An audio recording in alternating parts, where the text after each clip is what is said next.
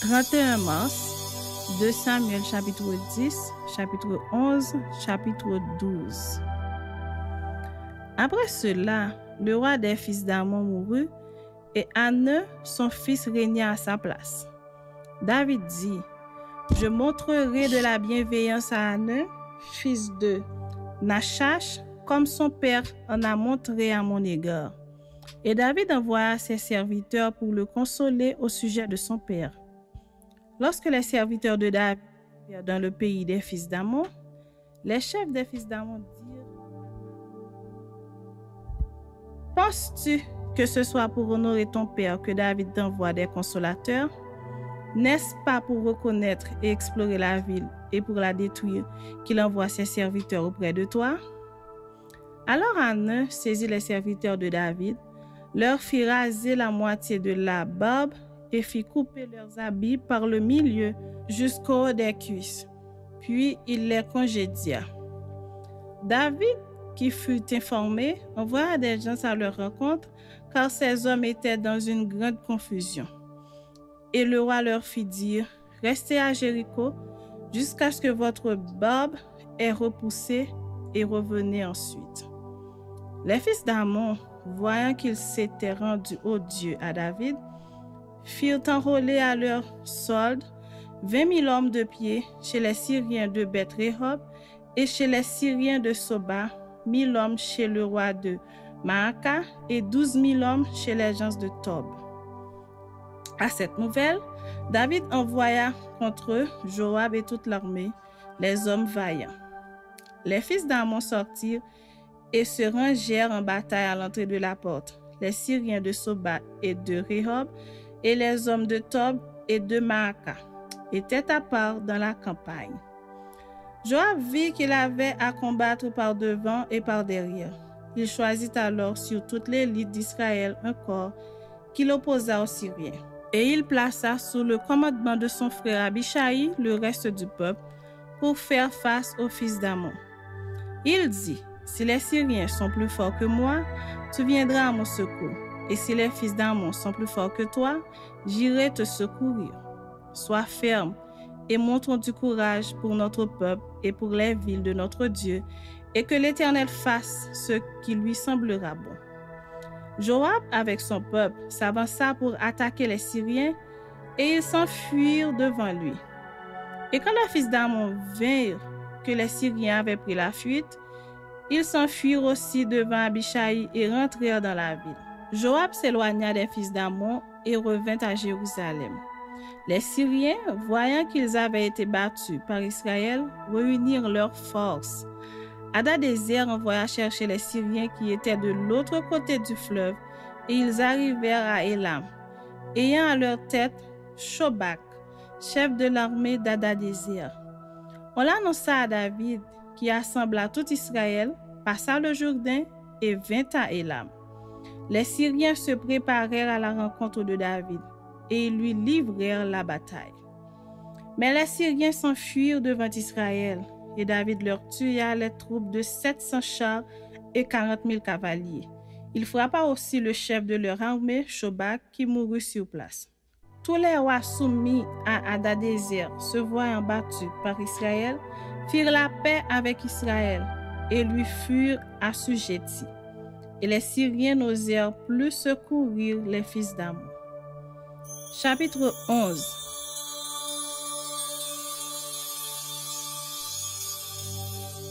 L'année suivante, au temps où les rois se mettaient en campagne, David envoya Joab avec ses serviteurs et tout Israël pour détruire les fils d'Ammon et pour assiéger Rabba. Mais David resta à Jérusalem. Un soir, David se leva de sa couche et comme il se promenait sur le toit de la maison royale, il aperçut de là une femme qui se baignait et qui était très belle de figure. David fit demander qui était cette femme, et on lui dit, « N'est-ce pas Bathsheba, fille d'Eliam, femme d'Uri, le Hétien ?» Et David envoya des gens pour la chercher. Elle vint vers lui, et il coucha avec elle. Après s'être purifiée de sa souillure, elle retourna dans sa maison. Cette femme devint enceinte, et elle fit dire à David, « Je suis enceinte. » Alors David expédia cet ordre à Joab, « Envoie-moi Uri, le Hétien. » Et Joab envoya Uri à David. Uri se rendit auprès de David, qui l'interrogea sur l'état de Joab, sur l'état du peuple et sur l'état de la guerre. Puis David dit à Uri, « Descends dans ta maison et lave tes pieds. » Uri sortit de la maison royale et il fut suivi d'un présent du roi. Mais Uri se coucha à la porte de la maison royale avec tous les serviteurs de son maître et il ne descendit point dans sa maison. On en informa David et on lui dit, « Uri n'est pas descendu dans sa maison. » Et David dit à Uri, « N'arrives-tu pas de voyage? Pourquoi n'es-tu pas descendu dans ta maison? » Uri répondit à David, « L'arche et Israël et Juda habitent sous des tentes. Mon seigneur Joab et les serviteurs de mon seigneur campent en rase campagne. Et moi, j'entrerai dans ma maison pour manger, boire et pour coucher avec ma femme. Aussi vrai que tu es vivant et que ton âme est vivante, je ne ferai point cela. » David dit à Uri, « Reste ici encore aujourd'hui, et demain je te renverrai. » Et Uri resta à Jérusalem ce jour-là et le lendemain. David l'invita à manger et à boire en sa présence, et il l'enivra. Et le soir, Uri sortit pour se mettre sur sa couche avec les serviteurs de son maître, mais il ne descendit point dans sa maison. Le lendemain matin, David écrivit une lettre à Joab et l'envoya par la main d'Uri. Il écrivit dans cette lettre, « Placez Uri au plus fort du combat et retirez-vous de lui, afin qu'il soit frappé et qu'il meure. » Joab, en assiégeant la ville, plaça Uri à l'endroit qu'il savait défendu par de vaillants soldats.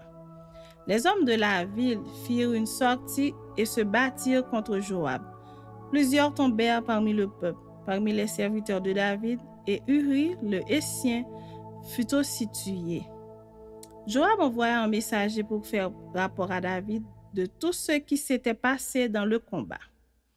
Il donna cet ordre au messager.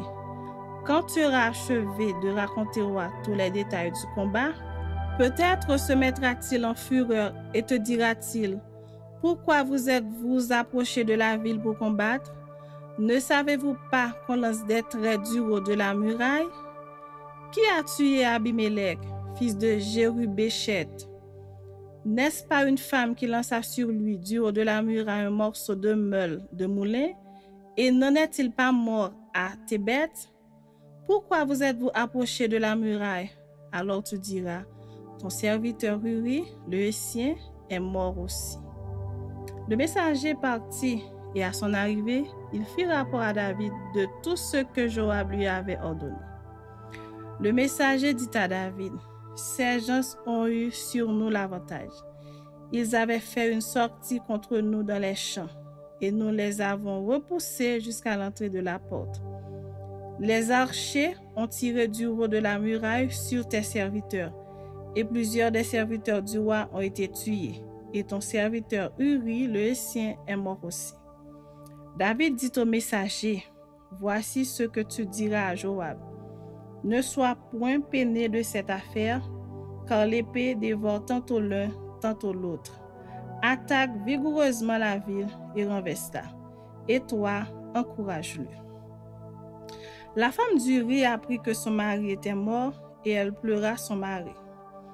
Quand le deuil fut passé, David l'envoya chercher et la recueillit dans sa maison. Elle devint sa femme et lui enfanta un fils. Ce que David avait fait déplut à l'Éternel. Chapitre 12.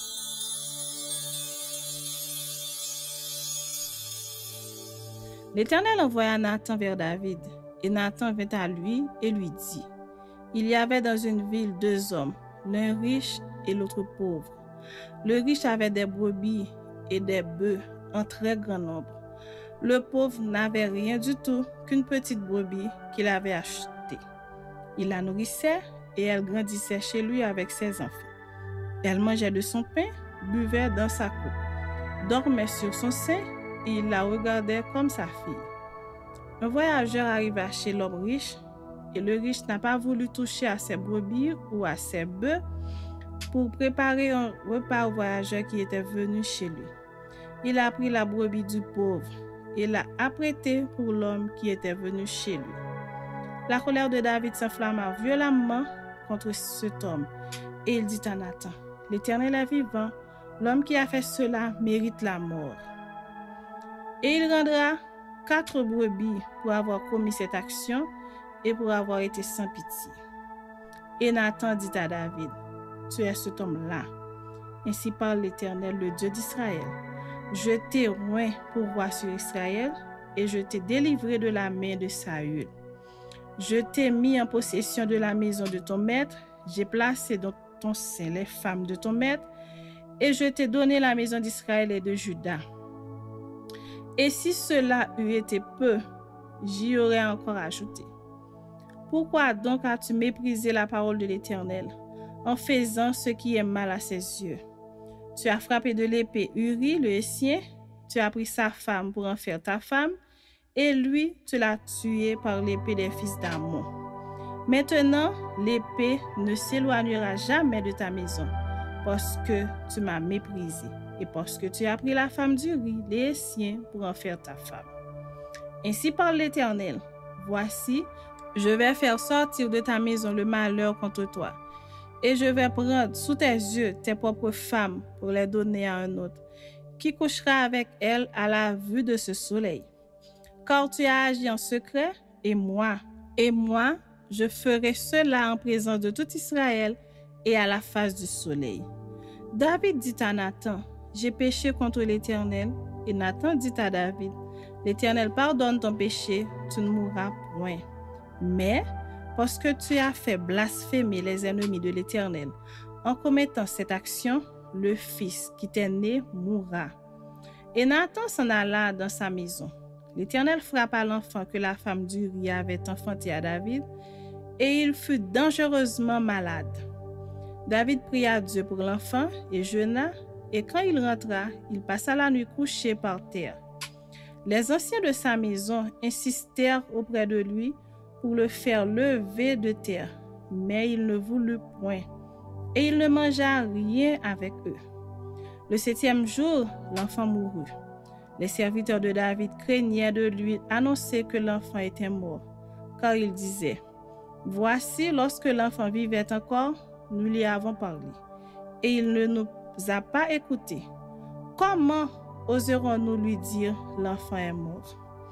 Il s'affligera bien davantage. » David aperçut que ses serviteurs parlaient tout bas entre eux, et il comprit que l'enfant était mort. Il dit à ses serviteurs, « L'enfant est-il mort? » Et ils répondirent, « Il est mort. » Alors David se leva de terre. Il se leva, soignit et changea de vêtements. Puis il alla dans la maison de l'Éternel et se prosterna. De retour chez lui, il demanda qu'on lui servît à manger, et il mangea. Ses serviteurs lui dirent, « Que signifie ce que tu fais? Tandis que l'enfant vivait, tu jeûnais et tu pleurais. Et maintenant que l'enfant est mort, tu te lèves et tu manges? » Il répondit, « Lorsque l'enfant vivait encore, je jeûnais et je pleurais, car je disais, « Qui sait si l'Éternel n'aura pas pitié de moi et si l'enfant ne vivra pas? Maintenant qu'il est mort, pourquoi jeûnerais-je? Puis-je le faire revenir? J'irai vers lui, mais il ne reviendra pas vers moi. » David consola Bathsheba, sa femme, et il alla auprès d'elle et coucha avec elle. Elle enfanta un fils qu'il appela Salomon, et qui fut aimé de l'Éternel.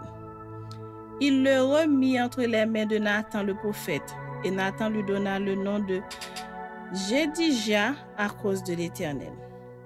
Joab, qui assiégeait Rabba, des fils d'Ammon, s'empara de la ville royale, et envoya des messagers à David pour lui dire, « J'ai attaqué Rabba, et je me suis déjà emparé de la ville des eaux.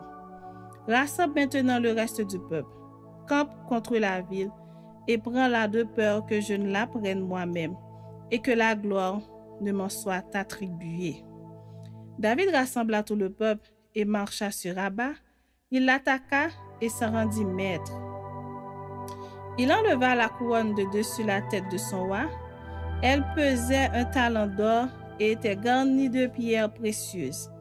On l'a mis sur la tête de David, qui emporta de la ville un très grand butin. Il fit sortir les habitants et il les plaça sous des scies, des herses de fer et des haches de fer et les fit passer par des fours à briques. Il traita de même toutes les villes des fils d'Ammon. David retourna à Jérusalem avec tout le peuple.